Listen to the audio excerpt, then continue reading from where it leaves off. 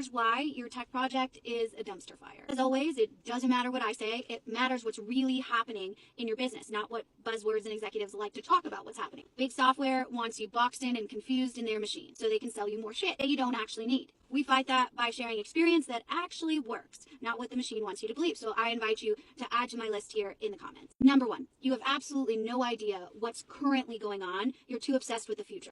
Maybe you think you do because there's a fancy dashboard or a process map from 30 years ago, and you make that assumption that that's actually what's happening today. It's not. I can promise you that. Most teams don't understand how their systems actually talk to each other, what data is duplicated, or where their decisions are actually breaking down. They chase digital transformation without understanding the boring baseline. So everything that they build is built on fiction. Scope, requirements, timeline, all built on a made-up assumption. You cannot transform what you don't understand. Number 2, you let politics set the prioritization. And I'm talking to you, you AI-obsessed executives. You're over here chasing headlines at CES instead of the actual health of your business. You're more focused on this made-up innovation that's sparkly and shiny new systems with a big-ass price tag, and you're less focused on actually solving a problem. And I can promise you that the smartest strategy is not AI first. It's what you're actually using to produce results. Maybe that's AI, maybe it's not. Number 3, your SI or vendor built your timeline. I cannot stress this enough.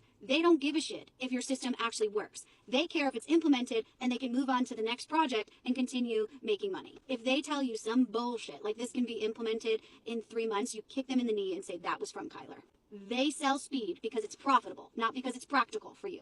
So when your timeline is absolutely failing to hit milestones because your SI or vendor built it, remember, that was built for them, not for you. Number 4, you let the loudest voice in the room win. You know Cheryl from accounting that's been here for 30 years that won't shut the hell up and confuses competence with confidence? That's what I'm talking about. They dominate meetings, kill and squash better ideas, and completely train wreck the project towards their own personal agenda.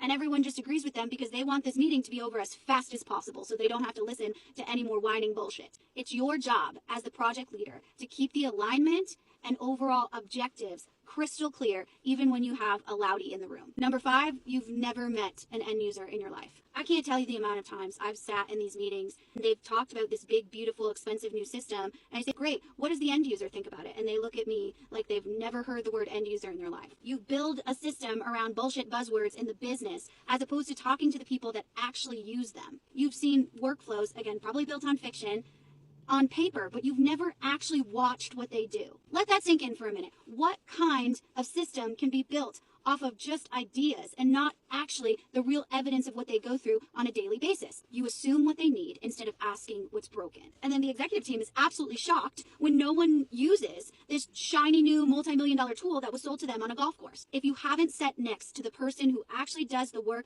listen to them and watch them, you're designing completely blind. Number 6, and I'll stick to my guns on this, you have a project manager that works for the business and not for IT, or they don't understand the relationship between the two. They see their information technology department as order takers as opposed to strategic partners. When IT is boxed out of your technical strategy, then you get a system that works on paper as opposed to actual practice. Oh, and by the way, when it breaks, you want them to fix it.